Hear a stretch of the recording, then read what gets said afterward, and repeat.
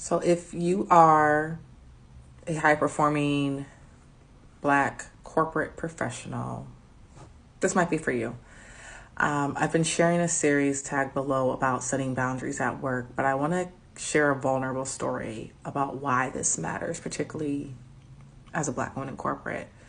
At a place of employment, I remember getting a promotion, and I remember in the months leading up to said promotion, I was working my tail off. I was hitting my metrics at the time that were required of me for my core role, but I had taken on so many additional projects and leadership opportunities. And when I look back on it, I'm grateful for said opportunities in general, just in terms of being able to grow and develop certain skill sets and have certain experiences. But the issue that I saw happening as we got closer to my promotion and when it was delivered, I remember a piece of feedback that a manager said to me.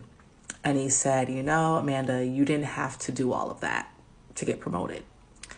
And I responded and said, I'm not sure I'm convinced that was the case. Again, especially as a Black woman, we know that we're not held to the same standard as our white peers. And so it's kind of like we need to have that flawless record of what we've done to prove that we deserve, said promotion, which I don't agree with looking back on it. But at the time, early in my career, definitely was where my mind was. But I remember getting the promotion just feeling like, okay, great, because I knew I deserved it. That was never a question.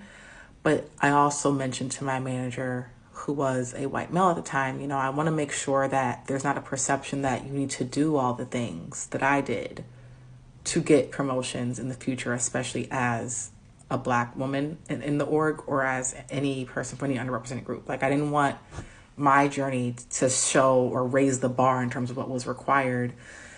Because often we definitely, those of us who come from underrepresented groups, feel like how we show up in these corporate spaces does determine how those who come behind us will be perceived, but also what kind of benchmark they'll be held to.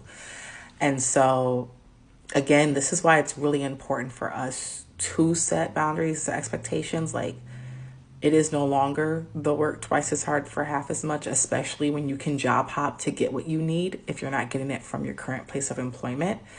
Opportunities are endless for those who are willing to go after it. And if you're a high performer at your current place of employment, others probably can't wait to grab you. So just keep that in mind.